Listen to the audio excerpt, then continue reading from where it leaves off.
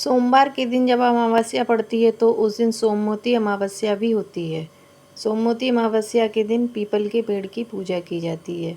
इस दिन पीपल के पेड़ की पूजा करने से हमारे पूर्वजों का भी आशीर्वाद मिलता है और भगवान शिव गौरी का भी आशीर्वाद मिलता है।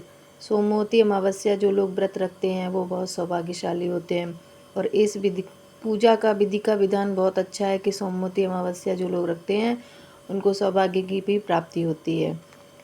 पूजा विधि में करना क्या होता है, जब हम सोमवती अमावस्या रखते हैं उस दिन हमें पीपल की पूजा करनी होती है।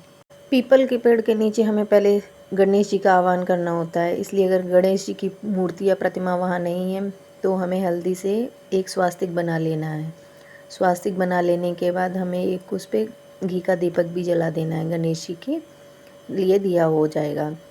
दिया घी का होना चाहिए जो, और लेकिन उसमें बाती रुई की नहीं होनी चाहिए, या तो कच्चे सूत की हो या मोली की भी हम उसमें लगा सकते हैं। तो गणेश जी का जो दिया जलाया जाएगा वो कच्चे सूत का या मोली का होना चाहिए। उसके बाद पीपल को हम वस्त्र पहनाएंगे। या तो कच्चा सूत ही पहना सकते हैं या फिर कोई कपड़ा भी ले जा सकते हैं, पीपल वृक्ष के लिए वस्त्र हो जाएगा, या फिर कच्चा सूत भी चल जाएगा। फिर उसके बाद हमें मौली लगानी है, गणेश जी को भी मौली लगानी है, फिर उनके पीपल के पेड़ को भी लगानी है। फिर अक्षत के दाने गणेश जी पे भी चढ़ाने हैं और पीपल के पेड़ पे भी चढ़ाने हैं। इसमें 108 चीज़ें दान करने का सबसे बड़ा महत्वपूर्ण जो दान करने का होता है, 108 चीज़ें दान करें। चाहे आप बिस्किट ले लो, टॉफ़ी ले लो, या ड्राई फ्रूट्स में भी ले लो, बादाम ले सकते हो, काजू, जो आपकी इच्छा हो, टॉफ़ी ले सकते हो, कुछ भी 108 चीज़ें दान करने का इसमें होता है। अगर कुछ नहीं मिल रहा है तो आप 108 पूड़ी बनाकर भी दान कर सकते हैं। सुहागन महिलाएं सोमवती अमावस्या की पूजा करें तो जब पैरों में ज़रूर आलता लगाएं।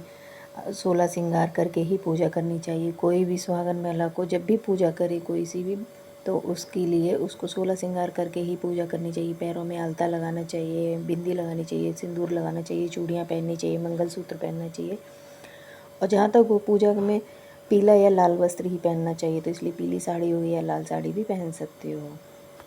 गणेश जी भगवान को मिठाई में बतासा भी चढ़ा सकते हैं या फिर मिठाई भी चढ़ा सकते हैं, जो आपकी इच्छा हो, जो आपके भी बजट में जैसा भी आ रहा हो तो आप भगवान का भोग उस चीज़ से लगाएं। लेकिन बताशे का भोग सबसे, किसी भी पूजा में बताशे का भोग लगाना बहुत शुभ माना जाता है, इसलिए बतासे का भोग गणेश जी को भी लगाएं और शिव जी गौरा को भी लगाएं और पीपल के वृक्ष को भी लगाएं।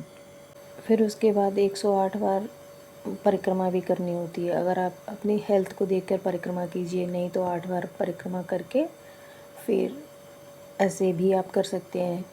तो कच्चे सूत से 108 बार परिक्रमा कीजिएगा और फिर परिक्रमा जब हो जाए तो फिर उसके बाद पीपल के वृक्ष से गले भी मिलिएगा और फिर पैर भी छूइएगा।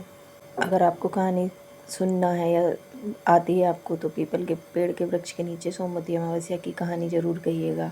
कोई भी पूजा अगर हम करते हैं तो उसमें कहानी का बड़ा महत्वपूर्ण हिस्सा होता है, इसलिए कहानी भी सुननी चाहिए और अगर कोई आसपास है तो उसको भी सुना देनी चाहिए।